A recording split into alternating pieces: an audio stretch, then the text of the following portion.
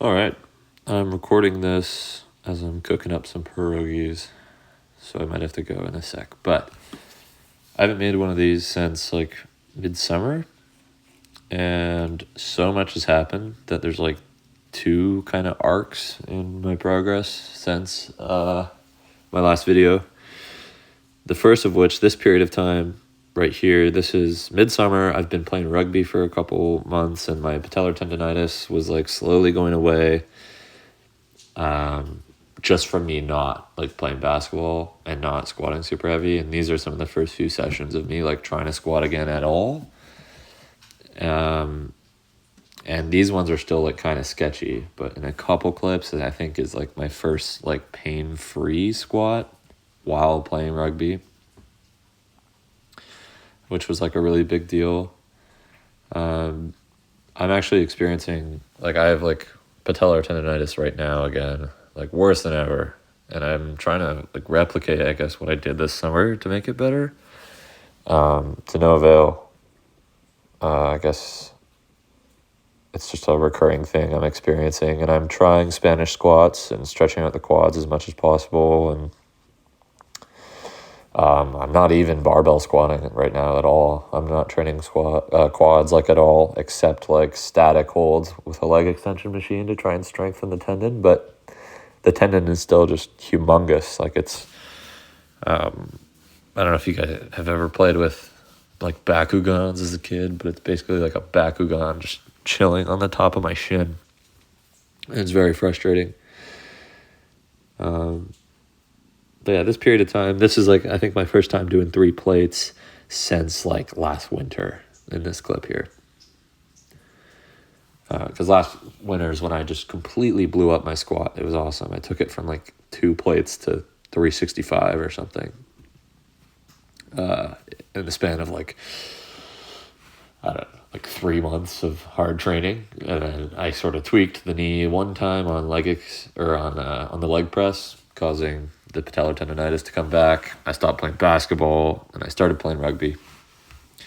These clips are in BC. I went to my sister's wedding. She got married, and I spent 2 weeks out in BC, and they had a sort of rec center 45 minutes away from where I was staying. So I'd drive 45 minutes both ways 3 or 4 times a week to get in a lift.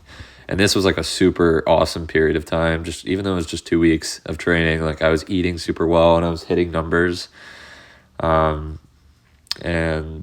it kind of felt like a local maximum, if that makes sense, of both aesthetics and strength. I just felt big and strong, and I was just always full of food and water and vitamin D and just out in the sun, and just it was incredible. It was a really awesome experience, and I honestly would highly consider going back to BC like long term.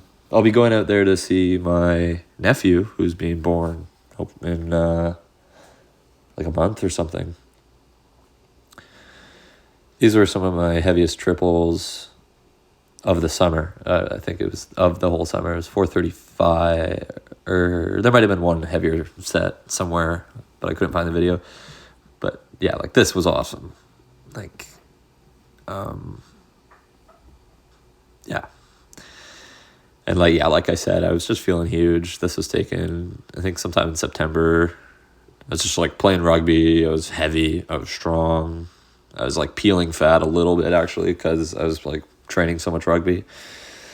And then some crazy shit happened. I broke my hand bad. I broke the 2-3 proximal phalanx bones of the hand, which are like if you flex your hand and stretch your fingers way out, those like long bones you see poking out of your hand, or yeah, you can see those scars there. So yeah, I got emergency like plastic surgery like within a week of doing it.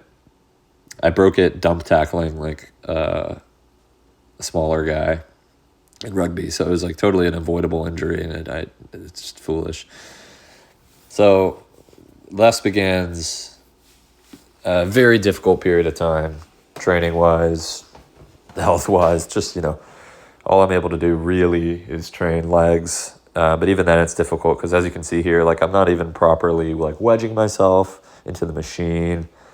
because I can't. And actually, as the reps, as I bring the sled down and my feet get closer to my head, my blood pressure spikes. I could feel my hand like almost exploding. Like I could feel the stitches like stretching as my blood pressure spikes at the bottom of each of these reps. Like it's probably not a productive period of training. And it was a really, really difficult time. And then slowly it passed. I broke it October 25th and was like, I think this clip was taken right around Christmas. So I made like a very fast recovery, all things considered, but it felt like an eternity. And so these are my first deadlifts with straps, mind you.